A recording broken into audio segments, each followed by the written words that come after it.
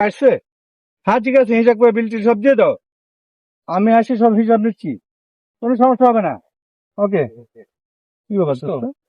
তুই বলবি নাকি? হ্যাঁ, একটা কথা বলতাম। বল। এই তোমার ভাবি একটু অসুস্থ, তো হসপিটালে আছে। আমার কিছু টাকার দরকার, নাহলে তো আমি দাঁড়াতে পারছি না তার কাছে। টাকার দরকার? অসুস্থ? আব্বা তুমি রেডি? আমরা প্রথমতে সোচেছি মা আর আমি রেডি মার্কেটে যাব। ও তুমি চলো। এই কি হলো? দাঁড়াও দাঁড়াও, এদিকে আসো, এদিকে আসো। কি ব্যাপার? তুমি তো সত্যি কথা বললেই তো পারতে, যে মানে বাচ্চাকে গরম কাপড় কিনে দিবে, পরিবারকে গরম কাপড় কিনে দিবে, বললেই তো পারতে। এই অসুখে যে এই কথা বলা লাগবে কেন? আমি কি সত্যি কথা বললে টাকা দিতাম না? হ্যালো, আর রফিক, আজ মকুলটা পাঠালাম, আর নামে 5,000 টাকা দিয়ে দিবে, হ্যাঁ?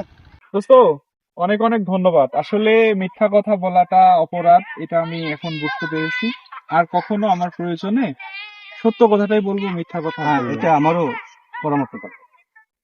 এরকম শিক্ষণীয় ভিডিও পেতে আমাদের সঙ্গে কানেক্ট থাকুন।